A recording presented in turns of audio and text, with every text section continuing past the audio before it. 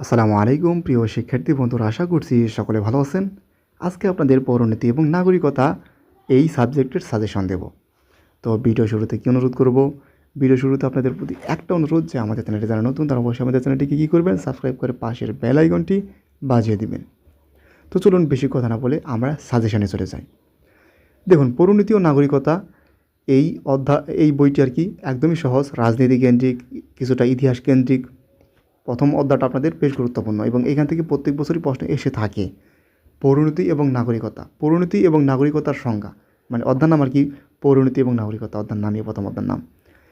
এবং এই নাগরিকতার সংজ্ঞা, পরিধি, গুরুত্ব, নাগরিক এবং নাগরিকতার ধারণা, মানে দুইটার মধ্যে পার্থক্য কী, বৈশিষ্ট্য কী দুইটার, বা দুইটা বিরোধ কী কী আছে, এগুলো সম্পর্কে আর কি আপনার আসবে এবং আপনার কিন্তু লিখতে হবে।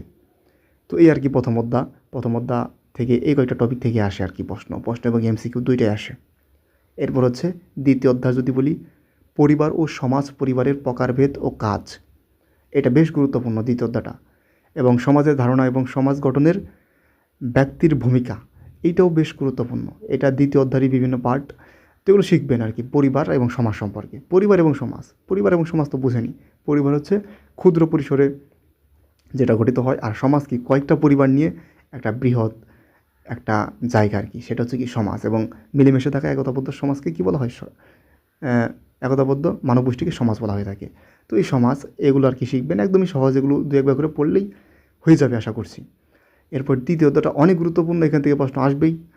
আইন, স্বাধীনতা, সাম্য, এই তিনটা আর কি নিয়ে কাহিনী। আইনের উৎস এবং শ্রেণী বিভাগ, স্বাধীনতা ও সাম্যের পারস্পরিক সম্পর্ক, এগুলো দিয়ে কী আসে আপনার প্রশ্ন এসে থাকে সাধারণত। তো আইন, স্বাধীনতা এবং সাম্য, তিনটার সম্পর্কেই ভালো করে জানবেন। আইন কী সেটা তো আপনারা মোটামুটি বুঝেন। স্বাধীনতা মানে আমরা সাধারণত ব্যক্তি স্বাধীনতা বুঝি, কিন্তু অন্যের প্রতি হস্তক্ষেপ না করে নিজের ইচ্ছা মতো চলাকে কী বলা হয়, স্বাধীনতা বলা হয়। আর সাম্য মানে কি, সমান, নারী পুরুষের সমান অধিকার, সেটা যে কোনো ক্ষেত্রেই সমান অধিকার বোঝায়। তো সেইটা নিয়ে আর কি কাহিনী। এই অধ্যায়টি সম্পূর্ণ ভালো করে দেখবেন। এরপর যদি দেখি চতুর্থটা গুরুত্বপূর্ণ, রাষ্ট্র এবং সরকারের উপাদান, অত্যন্ত গুরুত্বপূর্ণ, মানে চতুর্থ থেকে আসবেই। হ্যাঁ, তো রাষ্ট্র এবং সরকার রাষ্ট্রের উপাদান, নির্দিষ্ট ভূখণ্ড, জনসংখ্যা, সরকার এবং সার্বভৌমত্ব, এই চারটি উপাদান লাগে আপনার কি একটা রাষ্ট্র হতে। তো এই চারটি ভালো করে শিখবেন এবং এই চারটির প্রকারভেদও কিন্তু ভালো করে শিখতে হবে, না হলে কিন্তু পারবেন না। সরকার পদ্ধতির শ্রেণীবিভাগ, গণতন্ত্র এবং একনায়কতন্ত্র আসবেই পরীক্ষায়। গণতন্ত্র আমাদের দেশ, আর একনায়কতন্ত্র কি স্বেচ্ছাচারী বা স্বৈরাচারী যেসব দেশ, যেমন হচ্ছে আপনার চায়না আছে, কিউবা আছে, উত্তর কোরিয়া আছে, এসব দেশ কিন্তু কি আপনার একনায়কতন্ত্র অনেকটা। তো এগুলো কিন্তু বিস্তারিত আর কি আলোচনা আছে, ইউটিউবে ক্লাস দেখে নেবেন।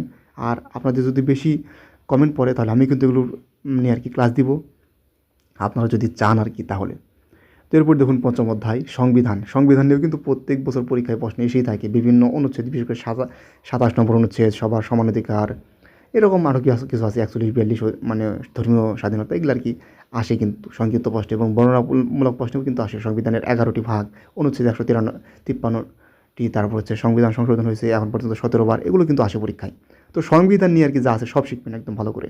সংবিধান বাংলাদেশের কী হয়, গৃহীত হয় 16 ডিসেম্বর, কিন্তু পরিণত হয় কত সালে, পরিণত হচ্ছে 4ই নভেম্বর আর কি 1972 সালের। এগুলো কিন্তু আসে, আপনাদের সংবিধান সম্পর্কে আসবেই, ভালো করে শিখে নেবেন। এরপর হচ্ছে ষষ্ঠ অধ্যায় থেকেও আসবে প্রশ্ন। বাংলাদেশের সরকার ব্যবস্থা অধ্যায়ের নাম আর কি, এটা আর কি অনেকটা মিলে গেছে, এগুলো একটু মানে দূরে হবে। সরকারের অঙ্গসমূহ, আইন বিভাগ, শাসন বিভাগ এবং বিচার বিভাগ, তিনটা থেকে তো প্রশ্ন আসবেই, মিস নাই। এবং বাংলাদেশের প্রশাসনিক কাঠামো, এগুলো থেকেও প্রশ্ন আসে। তো এই আর কি মোটামুটি 6টা অধ্যায়। আপনাদের বেশ কয়েকটা অধ্যায় আছে, 7-8টা অধ্যায় আছে, তার মধ্যে এই 6টা অধ্যায় হচ্ছে বেশি গুরুত্বপূর্ণ এবং কীভাবে প্রশ্ন আসবে সেটাও কিন্তু বুঝিয়ে দিলাম। তো এই কয়েকটা ভালো করে যদি পড়ুন তাহলে আশা করছি আপনি ভালো রেজাল্ট করতে পারবেন এবং ভালো করে লিখতে পারবেন। একটু সাজিয়ে গুছিয়ে লিখতে হবে।